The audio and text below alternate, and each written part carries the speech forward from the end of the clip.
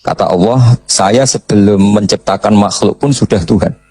Andaikan Allah tidak menciptakan langit bumi juga sudah Tuhan. Andaikan Allah tidak menciptakan surga dan neraka juga sudah Tuhan. Karena ketuhanan Allah itu hakikat, bukan karena apa-apa. Memang dia Tuhan. Tapi kata Allah, tapi saya ingin dikenal. Kemudian maka saya ciptakan makhluk supaya mengenal saya. Maka masyhur kalau dalam semua ilmu tafsir, dari semua ilmu tasawuf, wa ma khalaqtul jinna wal insa illa liya'budun, saya tidak menciptakan jin dan manusia kecuali mereka beribadah kepada saya. Itu hampir semua mufassir menerangkan illa liya'budun illa liya'rifuni, supaya mereka ngerti saya. Karena awal menyembah itu dari tahu. Kamu tidak bisa menyembah sesuatu yang kamu sendiri tidak tahu. Maka Assalamualaikum warahmatullahi wabarakatuh. Alhamdulillahirabbil alamin wa maulana Muhammadin wa ala alihi washabbihi asba'in amma ba'du. Keluarga besar Mubarak Food sekarang. Mubarak Food yang saya hormati, bil khusus ini ada Haji Hilmi. Pulau azam saking dalam karena beliau ketika minta saya berbesar hati acara itu di rumah saya sebetulnya lewat virtual. Justru karena tawaduk beliau saya mau datang karena saya memang kangen Sunan Kudus juga. Karena lama gak ziarah di sandera tamu-tamu itu. Tapi dari rumah saya azam mau menerangkan tentang Nabi Ibrahim karena ini sudah mendekati Idul Adha atau Idul Kurban. Di antara yang membolehkan ulama kerso atau mau populer atau mau dimaklumatkan atau mau tampil adalah awalun nubuwah itu dimulai dari at-tahaddi. Jadi semua kenabian itu dimulai dari memaklumatkan ke publik bahwa seorang Rasulullah Muhammad SAW juga semua nabi itu harus memaklumatkan diri kalau beliau itu nabi. Nah sebetulnya itu juga seterusnya orang alim, wali, itu juga habib, itu juga harus memaklumatkan diri kalau beliau itu habib. Tentu tidak harus dengan lisan, tidak harus dengan apa, tapi yang penting memaklumatkan. Kenapa itu penting? Kita bikin analogi. Saya bikin analogi dulu. Misalnya Anda punya istri sedang hamil. Anda tahu di situ ada klinik persalinan atau dokter bayi atau dokter untuk menangani orang-orang hamil. Itu Anda ngerti karena apa? Karena plang ya, karena tanda itu. Di situ ditulis dokter kandungan siapa itu, atau klinik persalinan atau bahasa kerennya klinik korban lelaki. Itu menjadi tahu karena diberitahu. Begitu juga kita konsultasi sama dokter psikologi, kita tahu karena ada tulisan dokter psikologi dan seterusnya. Kemudian kita kuliah juga gitu menjadi tahu kalau itu UGM, UII atau UI juga karena tulisan atau karena maklumat. Nah harusnya memberitahu kalau Anda orang alim atau Anda wali atau apa itu boleh dengan makna yang positif bahwa ini maklumat. Nah kaitannya dengan Nabi Ibrahim alaihissalam, beliau itu pernah munajat dan ini awal beliau bergelar Khalilur Rahman, kekasihnya Allah. Beliau itu pernah munajat sama Allah sambil gumam gremeng lah kira-kira, tapi gremengnya Nabi ya jadi wiridan itu. Kalau gremengnya sampean jadi laknat tuh. Ini gremengnya Nabi, tapi bergumam. Ya Allah, dunia ini tidak fair. Engkau zat yang begitu penting, paling berpengaruh, yang menciptakan langit bumi, kemudian engkau tidak diketahui. Bayangkan misalnya kalau seorang presiden jalan di kampung terus diundang ngelik, kan tersinggungnya Masya Allah. Seorang raja Arab Saudi kenalan sama orang, terus orang itu tanya, jadi kan dalamnya pundi, itu kan tersinggung. Aku yang di Arab Saudi buat takoi. Begitu juga seterusnya. Ada Gus besar misalnya di pondoknya, terus orang tanya, jenengan dalamnya pundi? Aku sing di pondok itu. Sama Haji Hilmi misalnya ditanya, saya mau ke Kudus cari jenang Mubarak. Ya jenengan sinten? Bukan nanya uang, sing duwe tidak ada tangganya sinten. Sehingga Nabi Ibrahim itu tersinggung setersinggung-singgungnya karena beliau seorang Khalil. Ya Allah, dunia ini tidak fair. Engkau zat yang begitu penting kemudian orang nggak tahu tentang kau. Makanya ya maklum kan zaman itu kan orang masih kafir, menyembah batu, menyembah berhala. Orang nggak menyebut Allah, nggak menyebut Tuhan. Akhirnya beliau ngendikan, innahu ya rabbi la yahzununi an la ara ahadan fil ghairi fil ardi ya'budu ka ghairi. Memang itu saya hafalkan ya. Innahu la yahzununi. Jadi innahu pakai inna masih pakai lam taukid. Innahu la yahzununi, sungguh sangat menyusahkan saya. Ada yang baca la yuhzinani sama ya, karena dalam qiraah Sab'ah ada fala yahzunka qauluhum, ada qiraah fala yuhzinka qauluhum. Sungguh sangat menyusahkan saya, sangat merisaukan saya bahwa engkau zat yang begitu penting, kemudian yang tahu kalau engkau Tuhan itu hanya saya. Yang menyembah juga hanya saya. Ini enggak fair.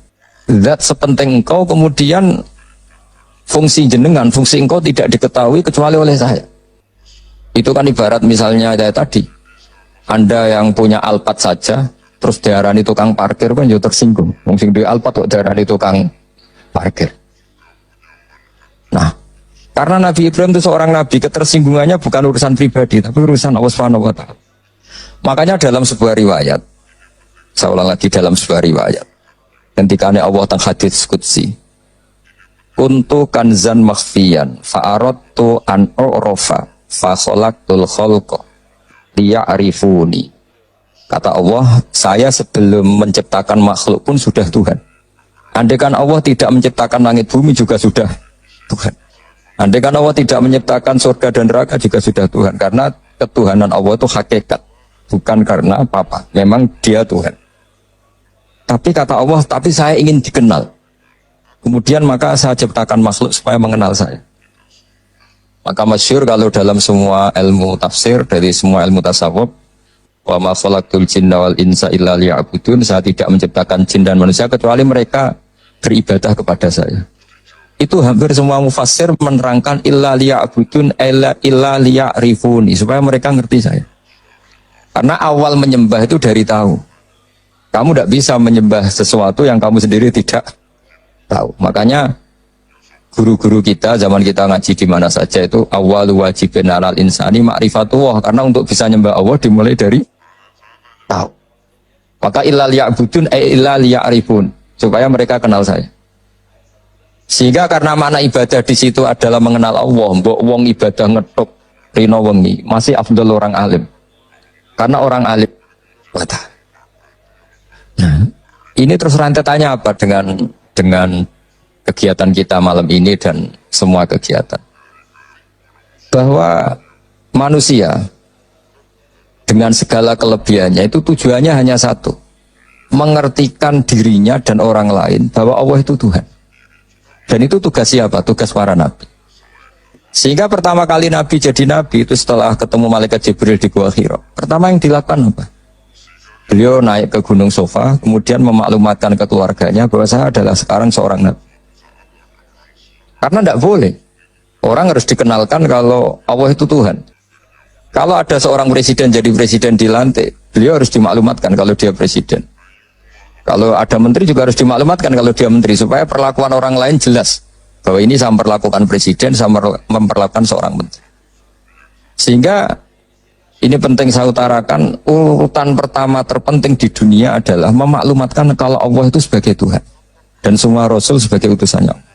Nah sekarang problem kita adalah karena kita orang Jawa, ngaku sugih itu rapi, ngaku alim juga rapi. Oke, kita sepakat etika itu dalam banyak hal juga baik, tapi itu tidak bisa dipegang banget. Karena kalau orang misalnya nyuwun sewu, kaya terus ibu-ibu miskin, nanti untuk BLT. Ini lucu tuh, misalnya Haji Hilmi terus untuk apa? BLT. Ini kan terus lucu.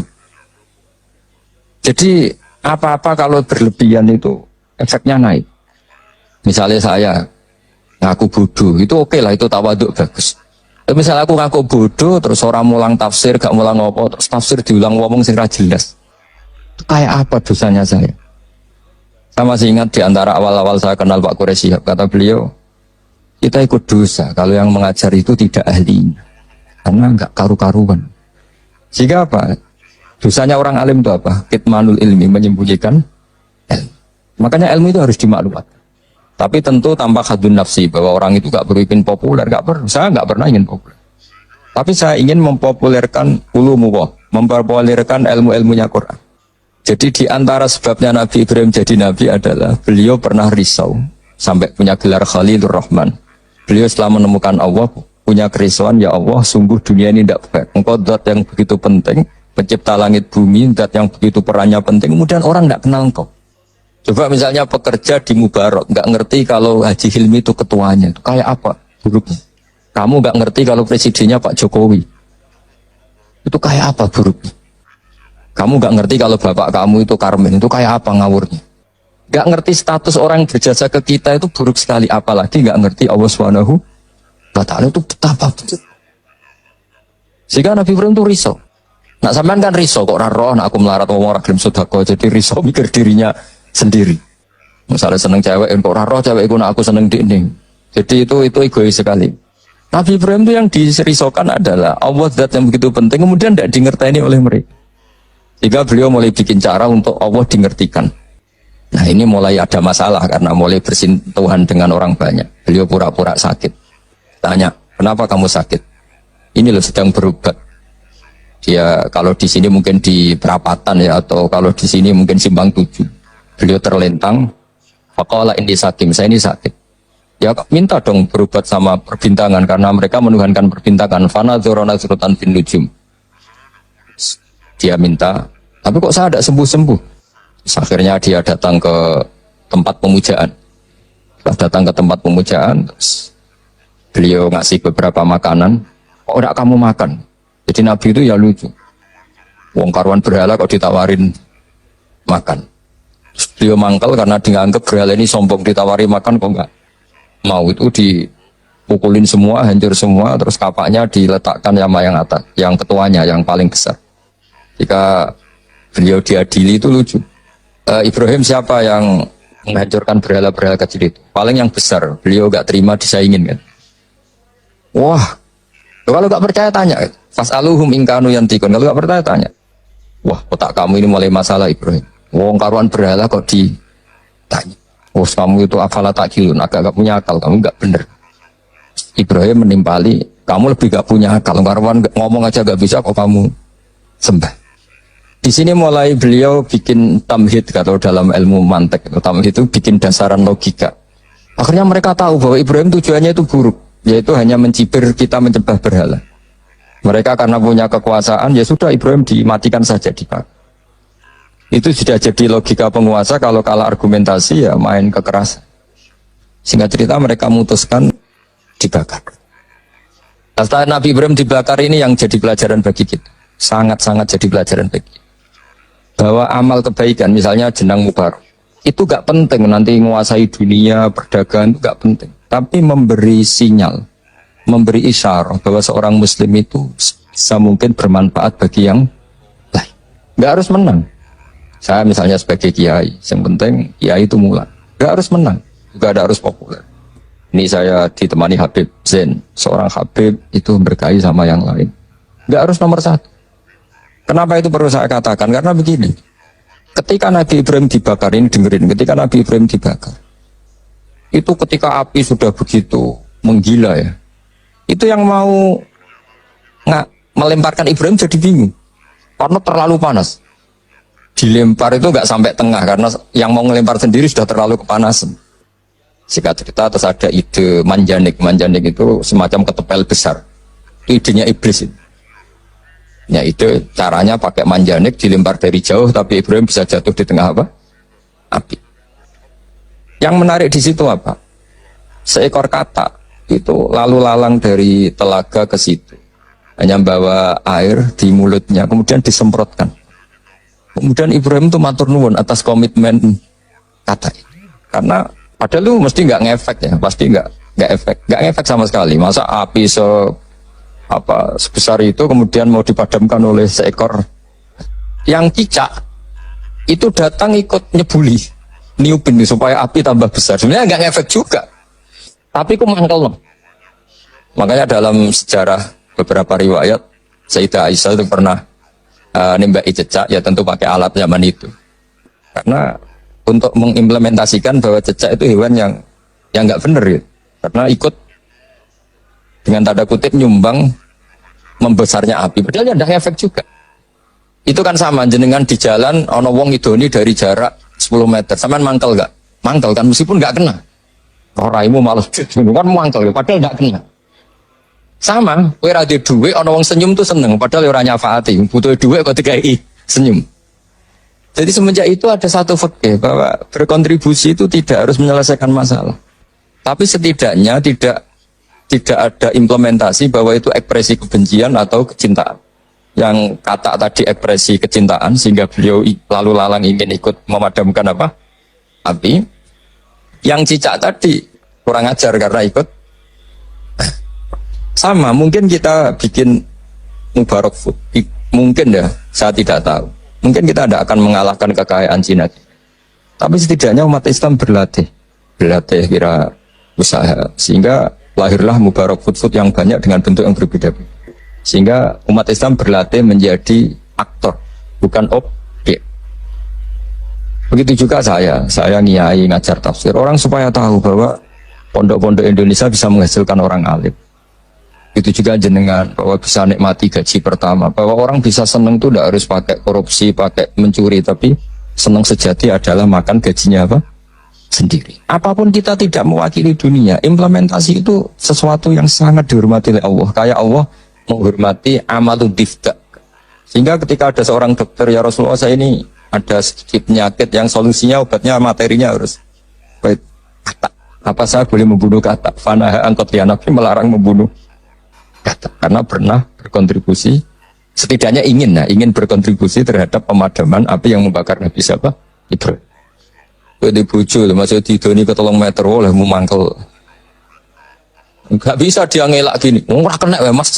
Enggak bisa seperti itu. Sudah. Nah, sehingga saya hari ini tadi saya belajar banyak tentang tafsir tentang Nabi Ibrahim. Bahwa agama ini kata Rasulullah SAW memang diidentikan ya tentu Nabi Muhammad SAW tetap Sayyidul Awalin wal Akhirin Sayyidul Anbiya. Tapi agama ini diidentikan dengan anit tabi' millata Ibrahim anit, bahwa kamu Muhammad harus mengikuti Nabi. Sehingga ketika kita bersolawat sendiri harus kalimatnya Allahumma sholli ala sayyidina Muhammad wa ala ali sayyidina Muhammad kama shollaita ala sayyidina Ibrahim. Jadi Nabi Ibrahim tetap dianggap master. Bahwa ya Allah engkau bersolawat ke Nabi Muhammad sebagaimana engkau bersolawat ke Nabi Ibrahim. Karena Nabi Ibrahim ini yang bapak tauhid, millata abikum Ibrahim. Ibrahim itu cara bertauhid bukan sekedar adu argumentasi, tapi beliau berpikir jangka panjang. Misalnya sekarang kita bicara kalau miladnya sudah berapa? 110 tahun. Jadi sebelum kemerdekaan. Nabi Ibrahim ketika mau meninggal cara berpikir sederhana begini, ya Allah, saya menyembah engkau, saya seorang nabi, saya mentasbihkan engkau, saya mentahmidkan engkau, saya mentakbirkan engkau. Tapi saya ini tetap mati. Padahal saya ingin yang mentasbihkan engkau ini abadi. Yang mensolati, yang mengibadah solat abadi, tasbih abadi. Ini gimana ya Allah? Solusinya apa? Ya Allah, saya ini harus punya turunan yang menjaga tradisi ini. Yang menjaga keluhuran ini. Sehingga beliau nangis itu ingin punya anak soleh itu bukan karena beliau nanti kalau nggak anak soleh itu gimana, enggak. Gimana nangisi nasibnya agama ini gimana kalau saya tidak punya anak, tidak punya cucu yang soleh. Barokahnya itu pula nggak ada nabi setelah Ibrahim kecuali ada darahnya Nabi. Ya nggak ada nabi setelah Ibrahim kecuali pasti ada darahnya Nabi Ibrahim, baik dari ibu Sarah maupun dari ibu siapa? Hajar. Ada yang baca Hajar, ada yang baca Ajar ya, karena di beberapa teks memang ada yang ditulis dengan H, di Bukhari ada yang ditulis pakai apa? Hamzah. Hajar atau apa? Ajar.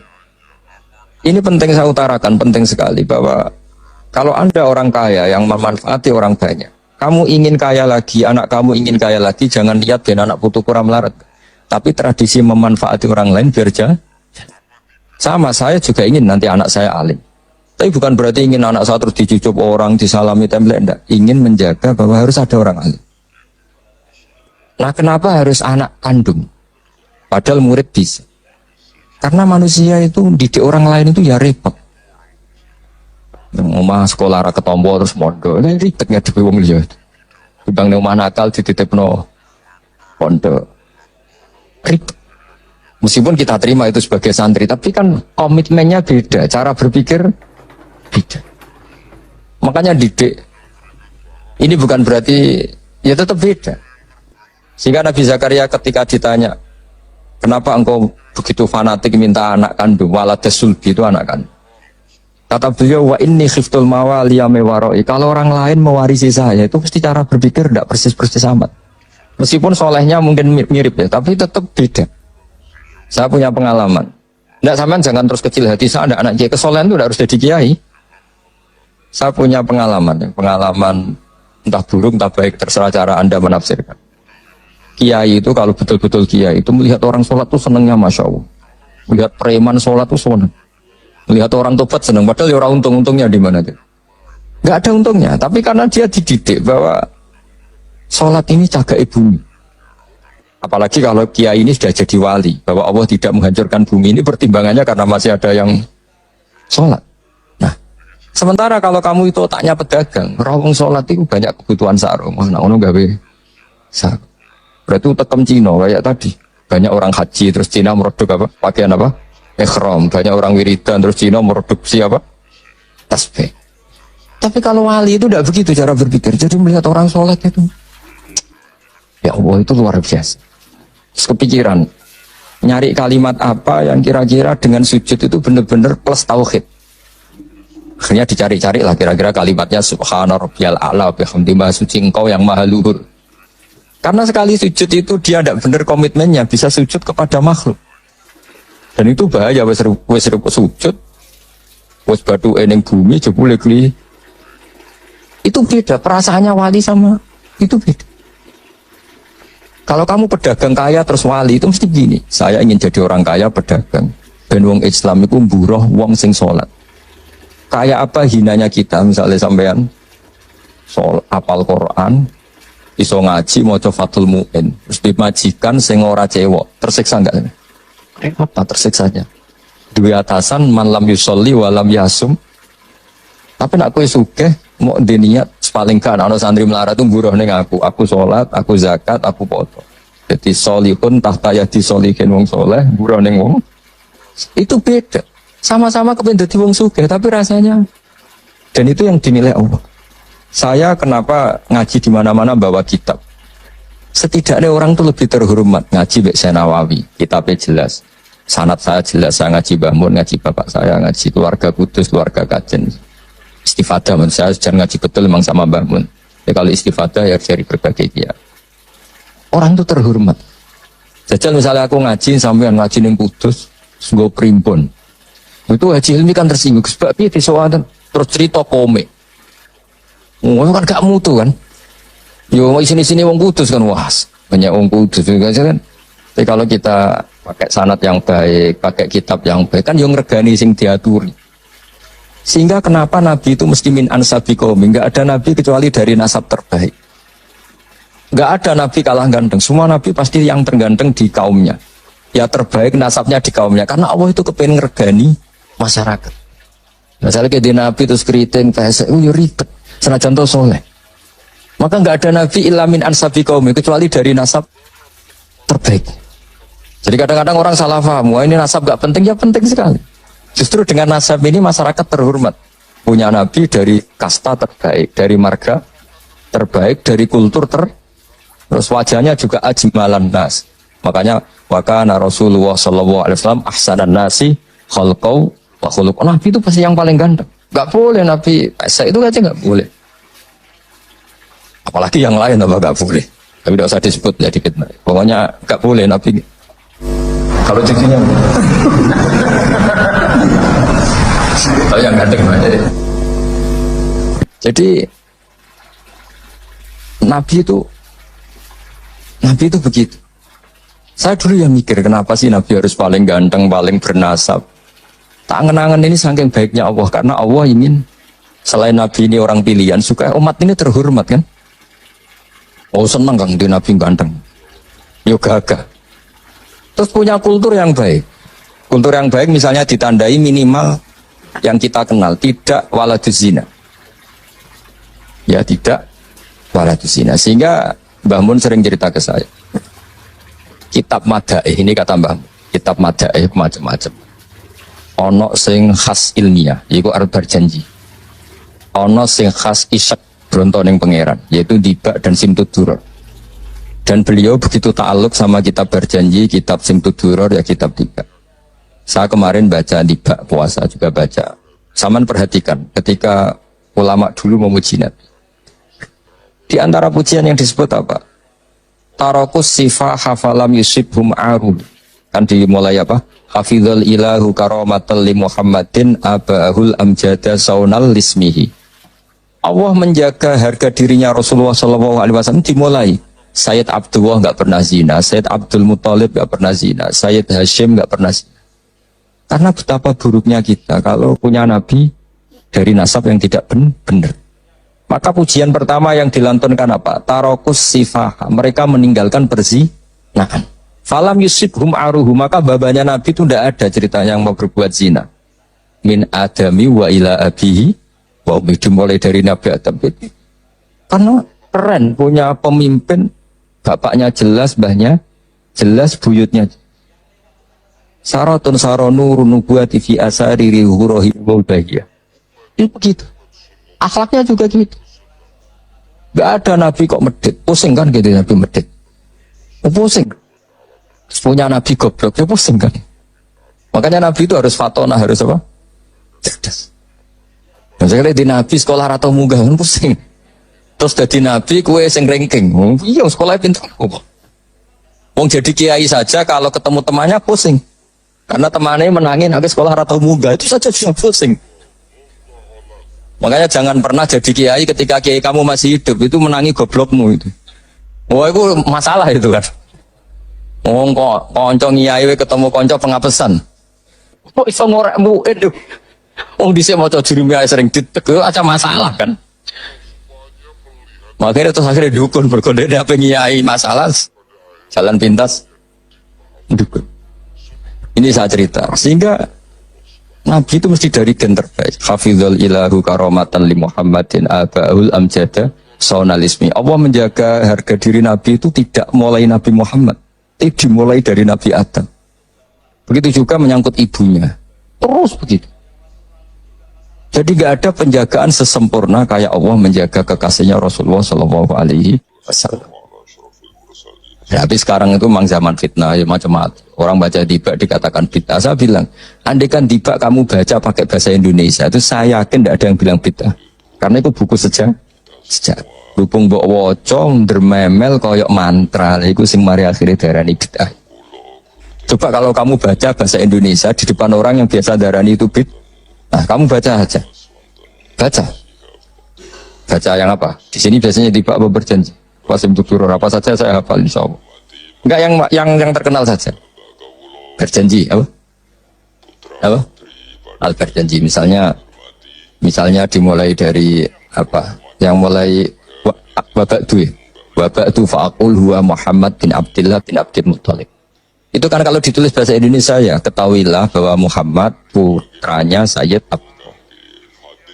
Muhammad bin Abdullah bin Abdul Muthalib. Abdullah itu punya bapak namanya Abdul Muthalib. Wasmuhu Syaibatul Hamdi. Sayyid Abdul Muthalib itu nama lainnya adalah Syaibah.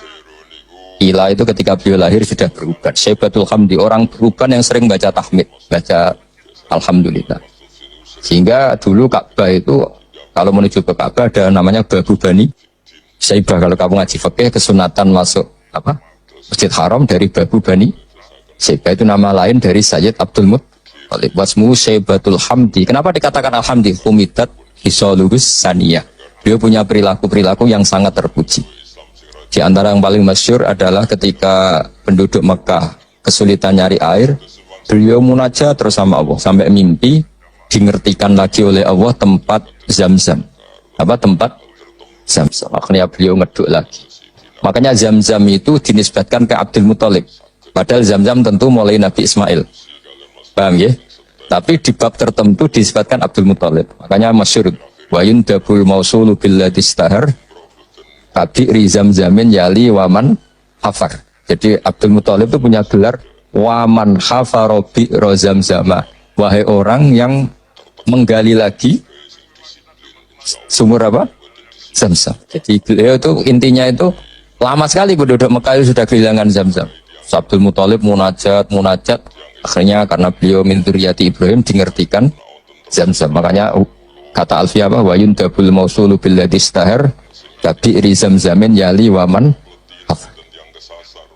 Sudah kita terjemah saja. Abdul Muthalib nama lainnya adalah Syaibatul Hamdi, orang tua yang selalu muji Allah. Kenapa terpuji? Karena semua perilakunya termuji. Wasmuhu Syaibatul Hamdi humidat khisaluhus saniyah.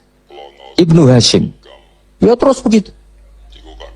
Ladekan itu kamu tulis dengan bahasa Indonesia. Kamu kasihkan orang yang biasa membid'ahkan tiba atau berjanji.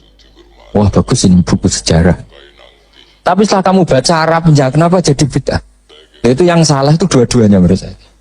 Yang dengarin nggak paham, yang baca kayak jimat. Karena nggak paham terus, Allah, apa maksudnya nggak jelas mungkin.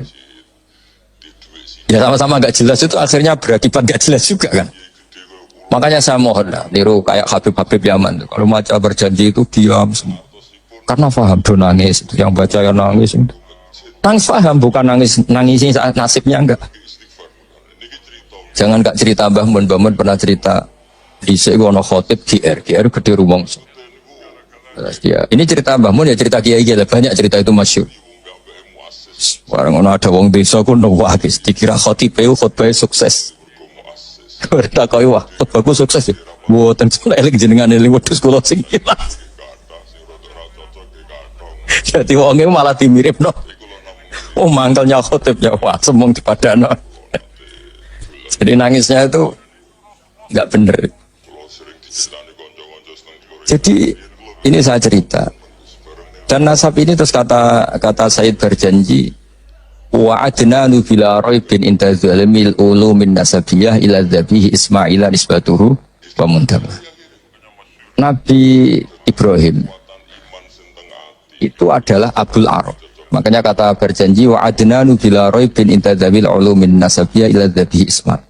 Sayyid Adnan ini tidak ada keraguan lagi menurut para pencatat nasab bahwa beliau adalah turunan Nabi siapa? Ismail. Nah Ismail itu bin. Kenapa Imam berjanji harus cerita itu ngotot? Karena beliau tahu problem utama Rasulullah Muhammad jadi Nabi dan akhirnya memaklumatkan kalau beliau Nabi adalah orang Yahudi tanya, man huwa? Wa ma nasabu? Dia itu siapa? Lalu nasabnya siapa? Karena lama sekali orang Arab itu jahiliyah. Jauh dari peradaban agama. Sehingga ketika ada isu lah, kalau menurut orang Yahudi bukan menurut bahasa kita, ketika ada isu bahwa orang Arab ada yang jadi Nabi itu orang Yahudi mencibir. Nggak mungkin Nabi ilham Bani Israel. Nggak mungkin Nabi kecuali turunan apa? Israel. Israel nama lainnya Nabi Yakub ya. Jadi kalau ada istilah Israel itu nama lainnya siapa? Nabi Yakub. Is itu maknanya Israel itu maknanya abad. Il itu Allah. Jadi Israel maknanya hamba Allah. Yaitu Nabi siapa? Yakub. Jadi kunci kan? Nggak bisa, Nabi nggak boleh dong kecuali turunan Ibrahim, turunan Israel. Tahu-tahu orang Arab jadi Nabi asal-usulnya gimana? Karena mereka taunya Arab itu ya penyembah berhala, terus pemakan apa, pokoknya nggak benar semua. Nah, karena Sayyid berjanji itu tahu problem Nabi di mata orang-orang itu adalah nasabnya. Beliau pertama nulis di antara yang dipakai mukaddimah adalah cerita nasabnya itu fa'akul wa Muhammad bin Abdillah. Sampai taruh saya wa adnanu bila raibin intazabil ulumin asyabiyah ila dzabihi Ismail nisbatuhu. Nah, kenapa harus yakin itu? Ketika orang Yahudi debat sama sahabat, apa buktinya kalau Muhammad Nabi? Syarat utama Nabi harus turunannya Nabi, harus orang baik. Akhirnya Allah membela kekasihnya fihi ayatum bayyinatum maqamu Ibrahim. Bukti kalau Ibrahim pernah singgah di Mekah adalah di situ ada batu yang ada jejak kaki Nabi Ibrahim. Nah, kalau Nabi Ibrahim pernah lama di Mekah sampai bangun Ka'bah, berarti beliau juga meninggalkan turunan di Mekah, yaitu ini askantu min dzurriyyati biwadin ghairi dzar'in inda baitikal muharram. Jadi ada bukti Ibrahim hidup di Mekah, yaitu pernah menjejakkan kaki di makam apa? Ibrahim. Makam Ibrahim bukan kuburan, tapi apa? Tempat berpijaknya Nabi siapa? Ibrahim. Terus beliau memaklumatkan bahwa ini askantu min dzurriyyati biwadin ghairi. Jadi ini askantu itu kalimat yang luar biasa. Misalnya pertanyaan gini, oke Ibrahim pernah ke Mekah, apa buktinya kalau anak turunnya ditinggal di Mekah? Kayak saya misalnya pernah di Palestina, atau saya pernah di Kudus. Buktinya mana kalau anak turun saya akhirnya hidup di Kudus? Makanya dibuktikan sama Allah, ini askantu min dzurriyyati. Kata Nabi Ibrahim, ya Allah, anak turun saya ini ada yang saya letakkan di sini. Saya mukimkan di sini, saya mustautinkan di sini. Saya berdomisilikan di sini. Yaitu Nabi Ismail. Artinya gini, ketika Imam berjanji cerita wa ba'du fa'aqul itu luar biasa. Itu yang menjawab keraguan orang, yaitu orang Yahudi atau siapa saja yang meragukan nasabnya Nabi. Sudah setelah nasabnya ketemu sapi Ibrahim sudah sah karena syaratnya Nabi itu dzurriyyatan ba'duha. Setelah nasabnya sah baru khasnya apa? Di antara khasnya adalah tarokus sifah hafalam yusibhum aru min adami wa ila abihi wa ummi. Sehingga yang namanya nikah itu bukan adat Islam saja. Zaman jahiliyah juga ada apa? Nikah. Ya tentu setelah Islam disempurnakan iya, tapi zaman jahiliyah itu tidak ada nikah. Buktinya begini. Ketika Rasulullah SAW mulai aneh-aneh ngaku jadi nabi, ini menurut bahasa mereka loh. Ini saya cerita menurut bahasa mereka, bukan bahasa saya. Itu kata orang-orang Quraisy, kafir Quraisy gimana? Muhammad kok mulai aneh-aneh, ngajak menyembah pangeran Sitok, meminta supaya kita menyembah Allah satu. Padahal tren mereka menyembah Tuhan yang apa? Baik. Itu mereka cara mengatakan gini. Kalau kamu menghendaki itu, kamu aneh-aneh itu ingin perempuan, ingin harta, ngomong. Kalau kamu ingin harta, jama'na laka malan. Kita akan mengumpulkan harta, fatakuna aktsaron nasi malan. Kamu akan orang jadi orang paling kaya. Terus ketika kamu aneh-aneh ingin kawin, ingin perempuan cantik, kita tembungkan ke keluarganya, kita mintakan keluarga. Terus fazawwajnakaha. Kemudian kami nikahkan kamu kepada perempuan itu. Intinya orang jahiliyah zaman itu sudah anti apa? Perzinahan. Orang kok kalau kamu suka perempuan tak sewakno itu enggak. Zawwajnakaha, akan kami nikahkan. Karena fa'inan nikah itu adatul khiyar. Mulai dulu nikah itu adatnya orang-orang. Makanya kamu jangan protes tarokus sifaha falam sibaruhu itu. Sebelum ada Islam itu sudah ada haji, ada nikah, ada beberapa aturan sudah benar. Bahkan ketika Rasulullah jadi nabi, nikah zaman jahiliyah diabadikan apa enggak? Diabadikan. Orang yang zaman jahiliyah sudah nikah, nikahnya tidak usah diperbarui. Nikah itu sudah sah. Itu jelas di semua kitab fikih. Kecuali nikah yang mengandung kesalahan permanen dalam Islam. Misalnya orang nikahi buliknya, orang nikahi ponaannya. Asal yang dinikahi normal itu sah selamanya. Tapi ternyata nggak terjadi orang nikahi buliknya atau nikahi ponaannya. Karena tadi masih ada sisa-sisa syariat Khalilillah Ibrahim. Masih ada sisa-sisa syariatnya Nabi siapa? Ibrahim. Jadi ini penting saya utarakan supaya kita dapat barokahnya Nabi Ibrahim alaihissalam. Karena ini mau dekati Idul Adha. Jadi Ibrahim itu orang yang cara berpikir jauh. Jadi saya mohon sama Pak Khidmi semualah orang kaya maupun orang miskin, setengah kaya setengah miskin. Kalau punya pilihan itu niatnya yang banyak. Ya tadi misalnya kita ingin jadi orang kaya, punya pekerja banyak. Niati biar orang soleh ini tahtayati solihin. Orang soleh juga nyuwun sewu kalau bisa yang buruh sama orang soleh. Kan lebih punya izzatun nafsi, lebih punya apa harga. Meskipun ya tidak harus. Artinya tidak harus itu ya. Saya bukan berarti mengaramkan orang Islam kerja di non Muslim ya. Enggak, ini kan cerita niat, bukan cerita satu apa sentimen agama. Enggak. Kita nasionalis religius lah cara bahasa sekarang goalnya itu enggak masalah. Tapi ini kan cerita. Ketika saya ini meskipun kecelok alim itu masih belajar sampai sekarang. Setidaknya lebih menghormati. Kalau kita ngaji ya belajar. Meskipun ya tetap mungkin salah namanya manusia, tapi lebih menghormati. Kalau kamu jadi dokter ya masih belajar, sehingga orang wong ngeluh mbok obati penisilin. Kalau sudah tidak belajar pasti gitu kan. Ilmunya sudah tidak update, sementara penyakitnya update. Itu kan kayak banyak orang kuno itu. Ilmu kuno digonyolusinya cah saiki kan bingung. Dan Nabi Ibrahim sudah bervisi jangka panjang. Jadi ketika beliau tahu kalau pasti meninggal, beliau berdoa, Rabbana wab'ats fihim rasulam minhum yatlu 'alaihim ayati. Ya Allah, saya ini pasti meninggal, maka zuriyah saya harus jadi rasul. Di mana rasul itu tugas utamanya apa? Yatlu 'alaihim ayati. Saya hanya punya kepentingan ada yang selalu memaklumatkan bahwa engkau itu Tuhan. Bahwa cara menyembah engkau orang juga benar karena anut guru. Jadi kekhawatiran beliau itu nggak ada rasul yang yatlu 'alaihim ayatika yang membacakan ayat-ayatmu. Betapa bahaya saya kalau kita ini terus kemudian tidak ada ulama, tidak ada kiai. Mungkin kita sudah menuhankan uang, menuhankan jabatan. Barokahnya banyak ulama, banyak kiai. Kita hanya menuhankan Allah Subhanahu wa taala. Ono corona ya tuwenang, ono poe tuwenang. Mati ya mati aja biasa. Coba kita zaman dijajah Belanda, kayak apa susahnya? Itu orang-orang kita dulu ya bahagia dan banyak istrinya banyak padahal zaman itu. Padahal zaman sekarang aja susah, zaman itu sudah. Coba cipta kuno-kuno itu. Istrinya rata-rata satu apa banyak? Padahal zaman dijajah. Artinya nikmatnya Allah itu nggak kurang pasang. Yang bahagia ya banyak. Sekarang zaman modern yang susah juga. Itu kalau kata Mbak Mun, pangeran tetap sitok. Jadi pangeran tetap Allah.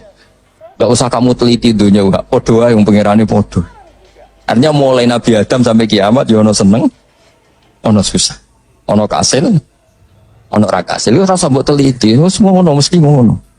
Jadi kira usah penelitian zaman Nabi Adam, polanya sama. Ada yang tertawa, ada yang menangis. Ya ada saat tertawa. Dan hubungan ibu buat teliti satunya podo. Kadang yang mesra, kadang yang tukaran. Itu sudah sama. Kancanan yang ngono, kadang seneng, kecewa, itu ngono. Akhirnya kita belajar dari itu ngelmoni. Termasuk akhirnya ada Imam Syafi'i, ada yang ngarang hikam. Cara ngelmoni itu ya lucu lama itu. Malah enak digedingi wong akeh, ra diutangi. Yo kira-kira yang utang Haji Hilmi itu yang kenal apa yang gedeng?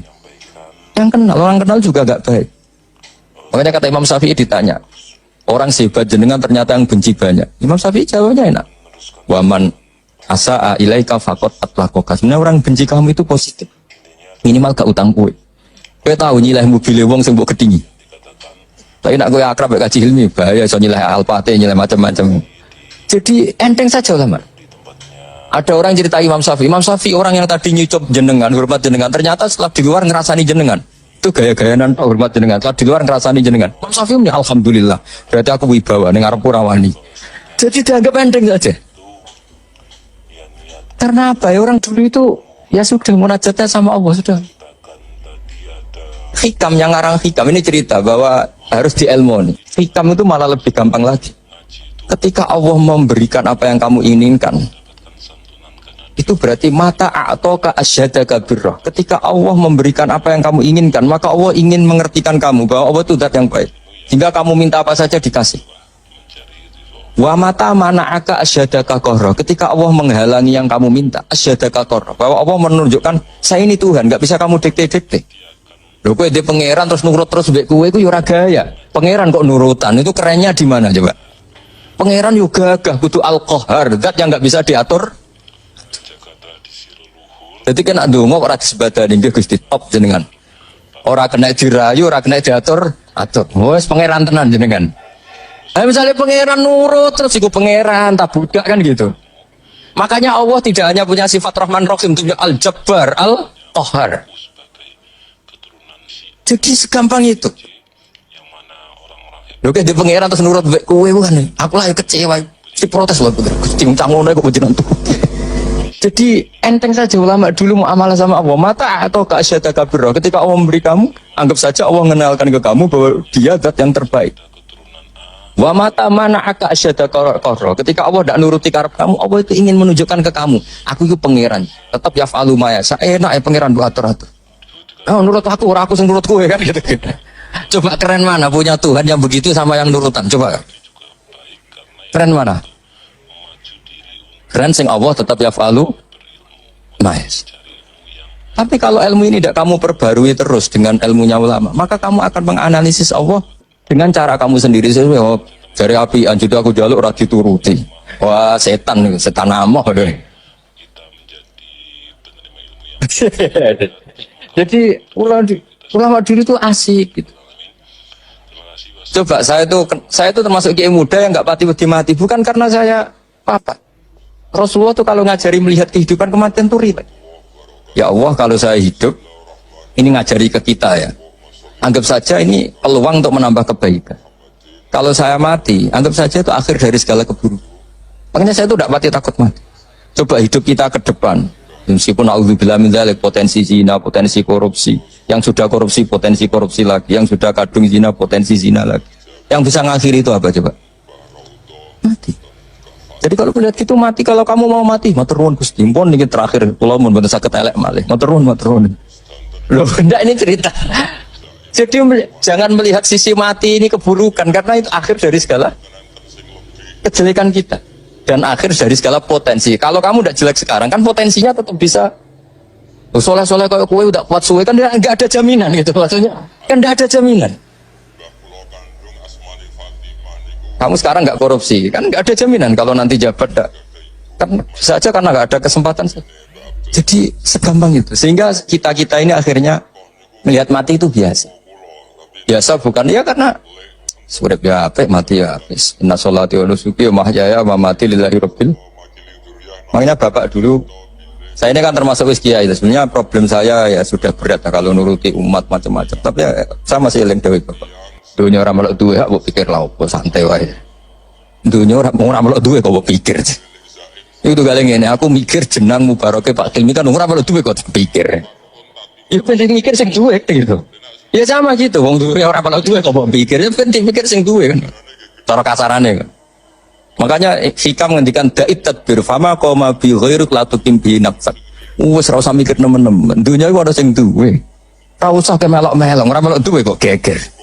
Maksudnya rasa mikir ya melok pangeran es, wong alim ya mulang, wong sugih bagi karyawan, apa itu nggak no umat, wong marat ya itu nggak ada sing sugih sudah kan sudah gitu aja rasa mikir, wong nak sudah kok duit pun tak berarti mikir, kok sing marat aku tuh nggak no sugih kenaan deh, tuh nggak no tuh anak aku raiso sugih wah ya rusak, aduhnya dan orang ya rusak.